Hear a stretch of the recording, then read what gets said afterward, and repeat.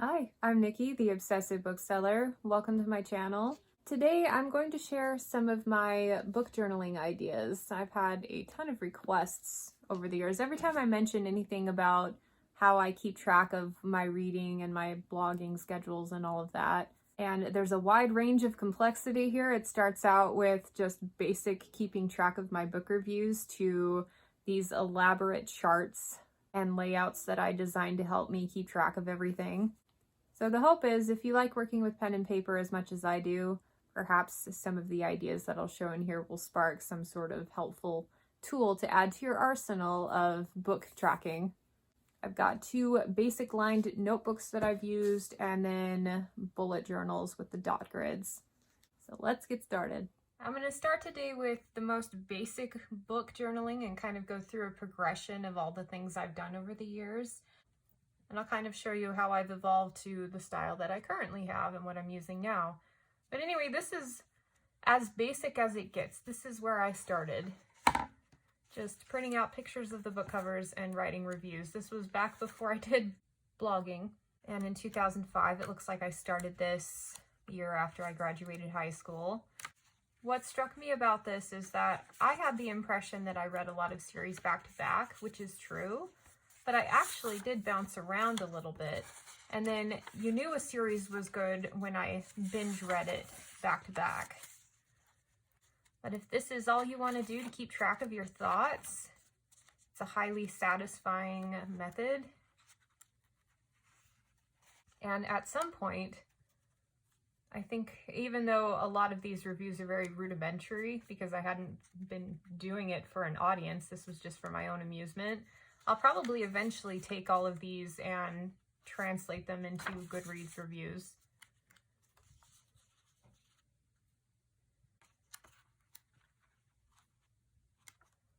Anyway, all sorts of stuff. It looks like I kept this up for a couple of years.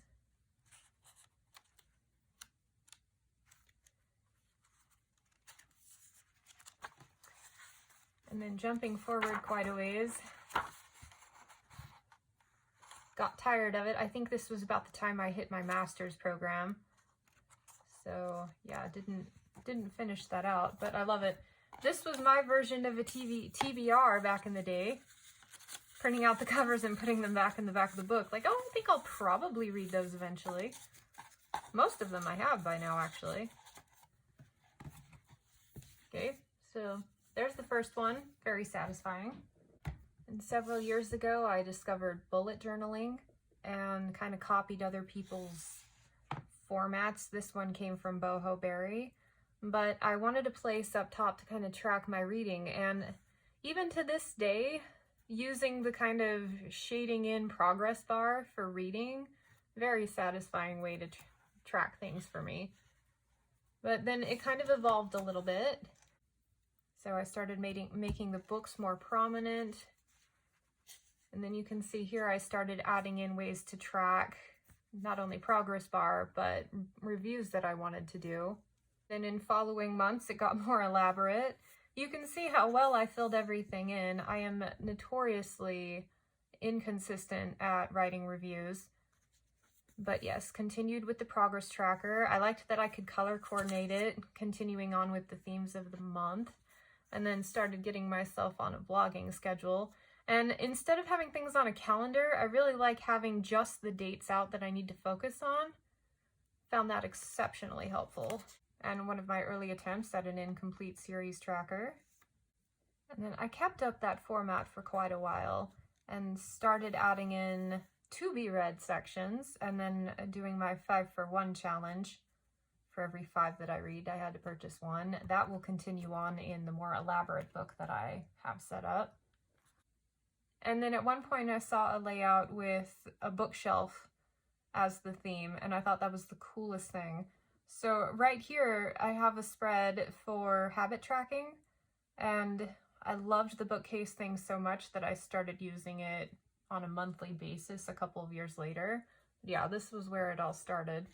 And by the way, just bullet journaling in general, I love being creative every month. I have a Instagram account where I posted some of the spreads that I've done. So if you want more than just bookshelf stuff, then I'll post a link for that. Ironically, I've not been able to log in, so I kind of let it drop and haven't updated in forever, but yeah, I love doing different themes and stuff. So through the rest of that one, pretty much everything was the same. As you can see, the next one continued that same kind of setup. One of the first things I started doing in this new bullet journal was taking a more active approach for book reviewing. So I still maintained my progress bars over here, but what I decided to do was highlight the days when I actually worked on a book review. So you can see here the blacked out dates are when I didn't work on anything. I gave myself credit here for whenever I spent time actively writing reviews. This is a really effective method for me because you can kind of build a chain of progress and you can look back and see just how much attention you actually are spending per month on a project. This can be switched out with anything that you want to work on, like a workout log, decluttering your house, any kind of project. And tackling things in small chunks and making progress every day can add up over time. I went from writing maybe 2 reviews a month to 9 here. That's incredible. And I'm pretty sure I didn't spend any more than about, I don't know, 5 to 10 minutes a day to get to this point, but it does add up over time. I love this format. And as you can see, I continued it for several months. Got creative on this one and started keeping track of arcs due. And I'm going to be totally honest with you, I forgot that I had been doing this format. And I'm just looking at it and seeing how useful it was for getting reviews done. I may go back to doing something like that in my current setup. And then you can see here a month where I did practically nothing with it. That's the thing about bullet journaling. A lot of people feel pressure and feel bad when they don't fill out their trackers. For me, I view it more as a tool.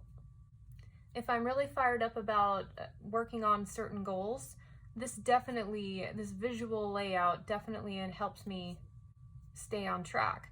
But then months like this, where obviously book reviewing was not my number one priority, it just kind of goes by the wayside, and I'm pretty sure I dropped it the next month. And actually, I think the adaptability of bullet journaling is my favorite aspect of it. Okay, yep, nothing more in that one.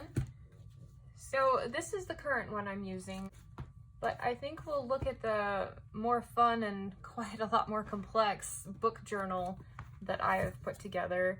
As you can see here, I've filled out maybe only half of it, a little less. And then I'll show you what I'm doing now a bit later. Okay, this is the mega one. Are you braced for it?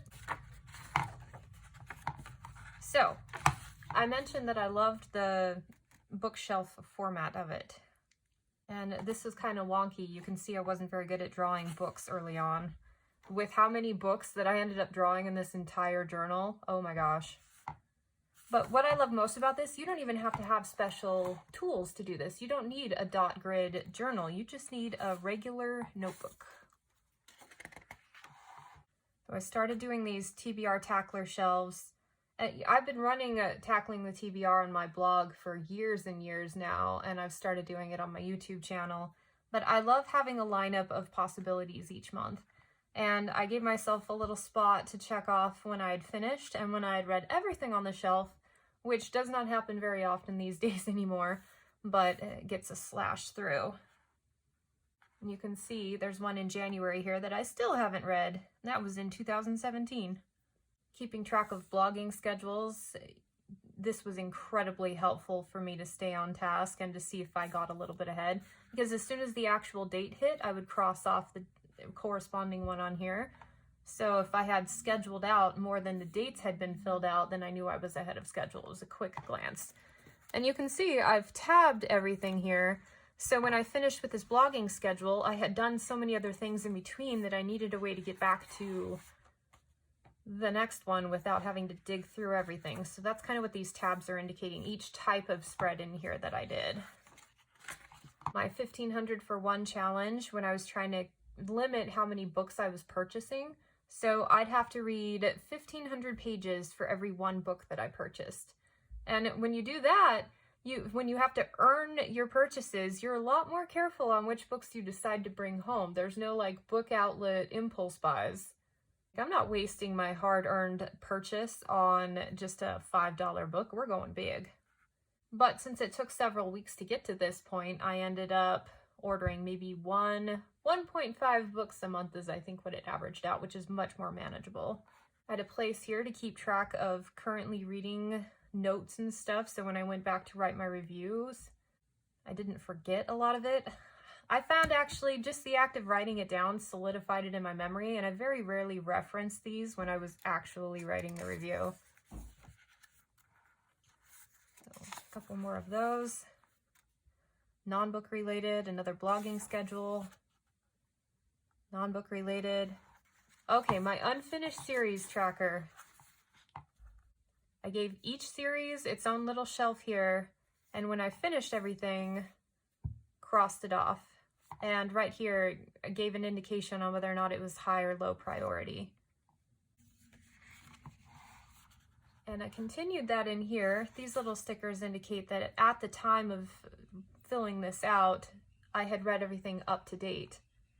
And it's funny, Dresden files here, Skin Game, Peace Talks, and then Mirror Mirror. Obviously things have changed.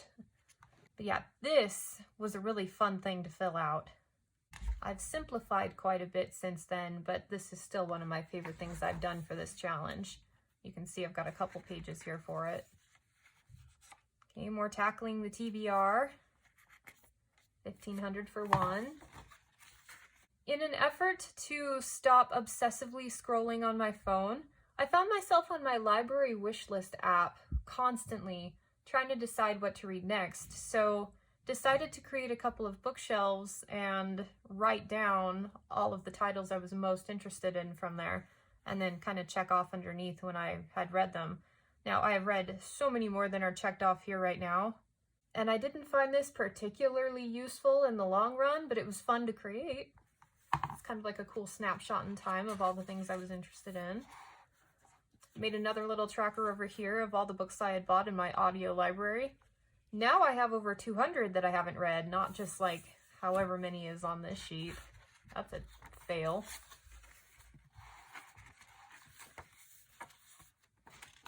More library wish list, which I love the tabs. It made it so much easier to find everything of the same ilk.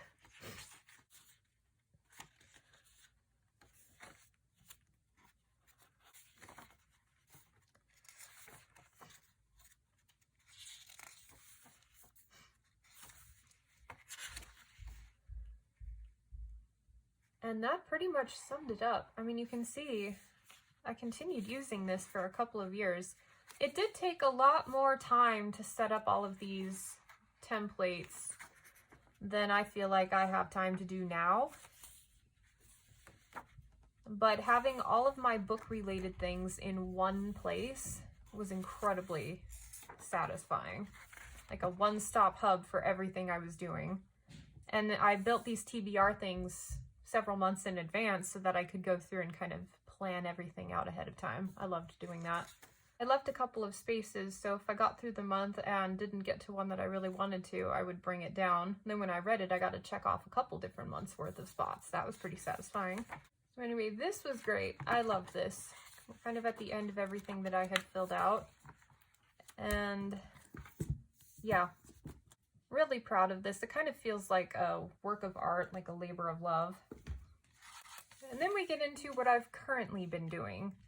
I've streamlined a lot of my processes. I've spent more of my creative energy on creating themes every month for my bullet journal instead of doing all book stuff.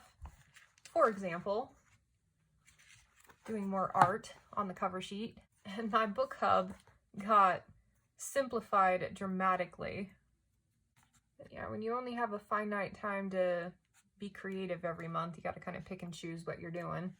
Going that simple served me for several months because I really was kind of all over the place with creativity. I just started my booktube channel and I realized that I missed having some sort of TBR tracker, a place to kind of look without having to pick up my phone and see what books were on the docket next. So I started including a bookshelf at the beginning of each of my monthly spreads. This one was particularly fun to create. And then I started needing calendars to keep track of content creation for BookTube. And that's when I really got a lot more involved. And this is where we're at. This is the completely simplified version of all of the reading goals that I have this year. Everything's on one page. I've got it bookmarked so I can find it. I'm actively using it. So I have my goal to read 80 books. I've got nonfiction that I'm doing, physical books that I want to read, owned audiobooks. Oh yeah, this is physically reading and physically owned books, two different goals. And this is nowhere near as beautiful as that other journal, but it's simple and it's all on one page, and I've been able to find it really easily when I need to update something. So book journaling does not have to be complex to be useful. Then I started creating these half shelves with a whiteboard up above where I could keep track of books that I needed to review, because those were kind of getting away from me after a couple of years of not tracking it. I started Project Sci-Fi and Project Urban Fantasy, so created a place where I could keep track of that and tabbed it. Content creation, I decided to break it down into individual steps so that I didn't get overwhelmed, especially at the beginning when I had so many things to do. I started doing half bookshelves because I realized that I really wasn't writing down enough books to warrant the entire page, and it was an awesome addition of being able to track the books I needed to review. I loved this one. And then the most recent one that I created in July, I didn't take the time to do one for August. And then most recently, for my Incomplete Series Challenge, I created this template where these are all the onesies. I just have one left to read, and then I've completed the series, and then I've listed out all of the higher priority series that I have going here. And I've got a 3-for-1 challenge going here. For every 3 books that I finish, abandon, or bring up to date, I get to start one. And so I still allow myself to start new series, but I'm more actively working towards getting my incomplete series down. So far it's going brilliantly, and then anytime I progress the series, it goes over on this side. So that pretty much sums it up. Reading is such a huge part of my life that all of these tools that I've been using over the years have just really helped me organize the information. Anyway, I am doing so many things with content creation these days that these journals have been invaluable. I hope you were able to find a couple of new ideas on how to keep track of your own reading in here. If I leave you with nothing else, try different things. If you try one of the methods on here and it doesn't work for you, try something else. Experiment with it until you find something that works for you. And just because it works for you today doesn't mean it'll work for you tomorrow, so don't be afraid to adapt based on your needs. And as you saw by my most recent trackers, sometimes simple is the way to go. Thank you for joining me for that showcase. I hope you found some inspiring ideas, and I hope to catch you next time. Bye.